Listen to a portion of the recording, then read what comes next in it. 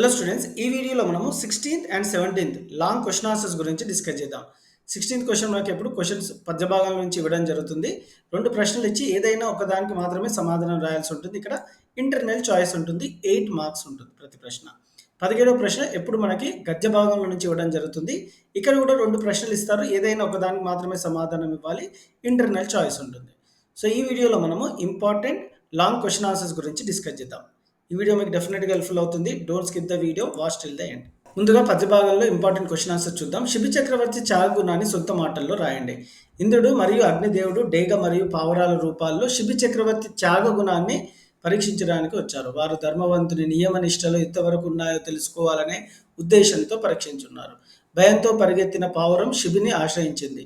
శిబి దాన్ని రక్షణగా తీసుకొని నిన్ను కాపాడక తప్పదు అని ధైర్యం ఇచ్చాడు. శరణు కోరిన వారిని రక్షించడం నిజమైన రాజధర్మంగా భావించాడు. ప్రపంచంలో ఎంతో మంది ఉన్నా ఆ పావురం తనను ఆశ్రయిందంటే తనపై ఉన్న విశ్వాసం ఎంతో గొప్పదనిగా శిబి భావించాడు. ఆ నమ్మకాన్ని నిలబెట్టుకోవడం కోసం తన బాధ్యతగా గుర్తించాడు. డేగ ధర్మం గురించి వాదన చేసి చివరికి పావురానికి తూలనంత మాంసాన్ని శిబి శరీరం నుంచి తూచి ఇవ్వాలని చెప్పింది. శిబి నిర్మలమైన మనస్సుతో అంగీకరించాడు. అప్పుడు శిబి, నన్ను అనుగ్రహించితివి ఓ మహాపక్షి అని సంతోషంతో మురిసిపోయాడు. తన మాటలను నిలబెట్టుకోవడంతో అతని కలిగిన ఆనందం అపారంగా ఉంది. ఒకరి ప్రాణాలను కాపాడడానికి, మరొకరి ఆకలిని తీర్చడానికి తన ప్రాణాలను కూడా తృణప్రాయంగా త్యాగం చేయడానికి సిద్ధమయ్యాడు. ఇది అతని ధర్మనిష్టకు ప్రతీకగా నిలిచింది. 2 విధాలుగా ధర్మాన్ని పాటించగలిగానన్న సంతృప్తి శిబిలో విశేష ఆనందాన్ని కలిగించింది. ఇది సాధారణంగా అందరూ అనుభవించలేని గొప్ప అనుభూతి. ధర్మాన్ని నిబద్ధతతో ఆచరించే వారు మాత్రమే అటువంటి ఆనందాన్ని అర్థం చేసుకోగలరు. అది అనుభవానికి మాత్రమే గ్రహించదగిన పరమ గంభీరమైన భావన. బండారి బసవన్న పాఠం ఆధారంగా శివభక్తుల గుణగణాలు ఆర్ బసవన్న భక్తితత్వం పాయింట్ రూపంలో రాయండి. బసవన్న పరమశివుడు శివభక్తుడు. ఆయన భక్తి కేవలం పూజలకే పరిమితం కాకుండా తన కర్తవ్యాన్ని కూడా శ్రద్ధగా నిర్వర్తించేవాడు. చిత్తశుద్ధితో భగవంతుని సేవ చేసేవాడు. అతనిలో ఆత్మవిశ్వాసం తడిమి లేదు. ఎవరి ముందు అయినా నిర్భయంగా మాట్లాడగలిగేవాడు. అందరూ అతన్ని గౌరవించేవారు. ఇది నిజమైన భక్తుని లక్షణం. భక్తునికి నిర్మలమైన మనసు అవసరం.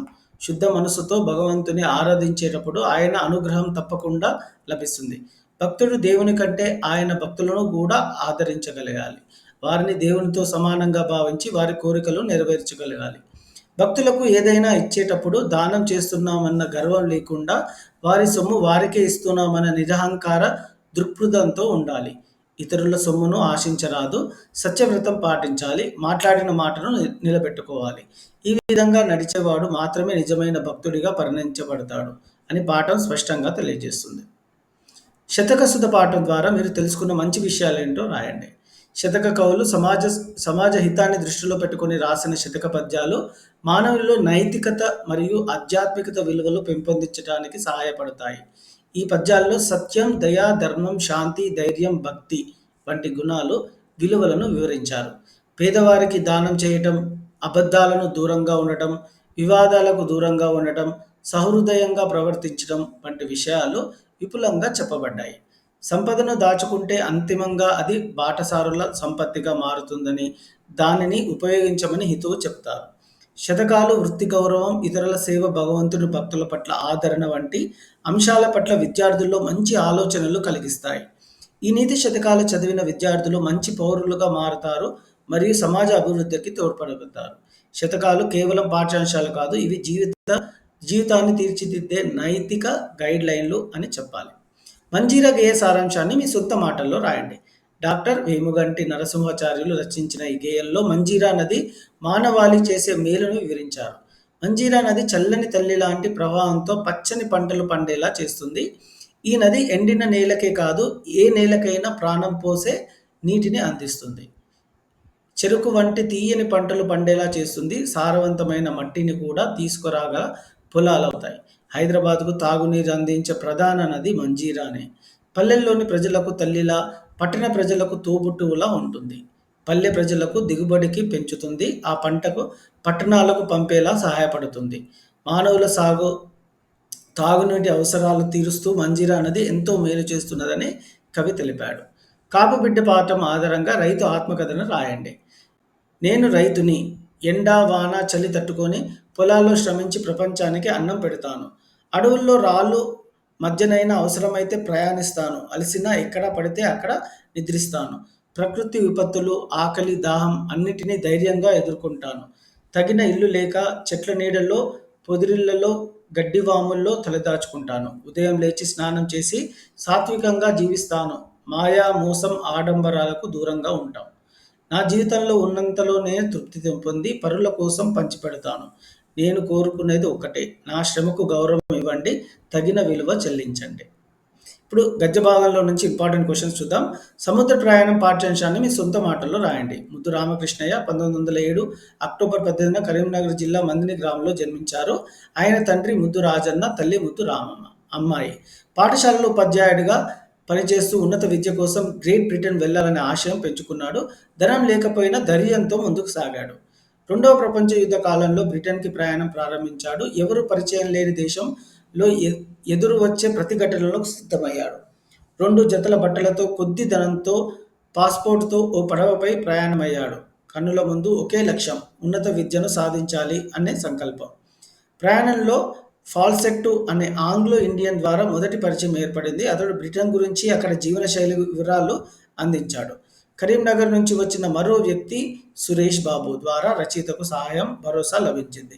బ్రిటన్‌లో స్టడీస్ కోసమని గుర్తించిన పోలీసులు అనుమతిచ్చారు. తన లక్ష్యానికి తొలి మెట్టు సాధించిన ఆనందంలో తాను నిలబడ్డాడు. శ్రమ, పట్టుదల ఉంటే ఏదైనా సాధ్యమే అన్న నమ్మకాన్ని తన జీవితంలో చూపించినవాడు ముద్దు రామకృష్ణయ్య. ముద్దు రామకృష్ణయ్య కేవలం రచయిత మాత్రమే కాదు, ఒక గొప్ప కవి కూడా. అతని రచనల్లో జీవిత అనుభవాలు, దేశభక్తి, సంకల్ప బలాలు స్పష్టంగా కనిపిస్తాయి.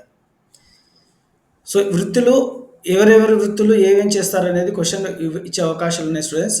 కుమ్మరి కుండలు చేస్తారు. కంసాలి హారాలు, గాజులు, చెవి కమ్మలు చేస్తారు. కమ్మరి నాగటి కర్ర, పార, గుడ్డలి తయారు చేస్తారు. వడ్రంగి నాగిలి, గుంటుక ఇవన్నీ చేస్తారు. తోలు పనివాళ్ళు చెప్పులు, డప్పులు కుడతారు. నేత పనివాళ్ళు బట్టలు, కలంకారీ దుస్తులు, పట్టు వస్త్రాలు, కంబలు మొదలైనవి తయారు చేస్తారు. మాట్లాడే నాగలి పాఠం ఆధారంగా ఓసఫ్ కన్నన్ల మధ్య అనుబంధం గురించి రాయండి. ఓసఫ్‌కు కన్నన్ అంటే ప్రత్యేకమైన బంధం. అతడి ప్రతి అడుగు, ప్రతి మాట కన్నన్‌కు తెలుసు అనేంతగా ఇద్దరి మధ్య అనుబంధం ఉంది. ఓసఫ్ ఎప్పుడూ చెర్నాకోల వాడలేదు. కన్నన్‌ను ఎప్పుడూ కొట్టలేదు. దున్నటం పూర్తయిన వెంటనే మేతకు వదిలేవాడు. అతను కన్నన్ శరీరంపై బురదను శుభ్రం చేయడం కూడా ప్రేమతోనే చేసేవాడు. కానీ అది కన్నన్‌కు నచ్చదు. ఓసఫ్ పశు ప్రేమను ప్రదర్శించడానికి ఉపన్యాసాలు అవసరం లేదనేవాడు. కానీ గాడిదైన ఆకలితో మాడితే ఆ ఇంటికి అరిష్టమని నమ్మేవాడు. పనులు పూర్తయిన తర్వాత కన్నన్‌కు గడ్డి పరకలు, అరటి తొక్కలు ఇవ్వటం ఓసఫ్ ప్రేమకు ఉదాహరణ. ఓసఫ్ కన్నను దువ్వుతుంటే కన్నన్ ప్రేమతో నాకుతూ ప్రేమను వ్యక్తపరిచేస్తుంది. ప్రేమ అనేది మాటలతో కాకుండా హృదయంతో పంచుకోవాలి అనే సందేశం కనిపిస్తుంది. చివరిలో కుమార్తెకు ఓసఫ్ చెప్పిన నాకు నువ్వెంతో కన్నన్ అంతే అనే మాటల్లో ఆయన కన్నన్ పట్ల ఉన్న మమకారం, ప్రేమ స్పష్టంగా అర్థమవుతుంది.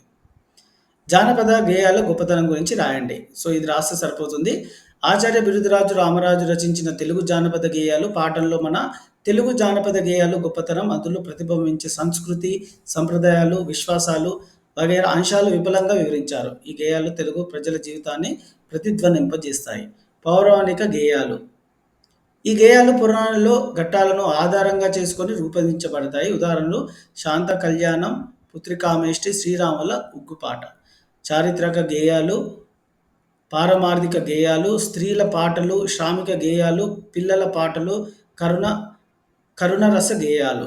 సో ఇవన్నీ మనకు జానపద గేయాల గొప్పతనం గురించి మీరు కొంచెం ఓన్‌గా రాసినా సరిపోతుంది స్టూడెంట్స్.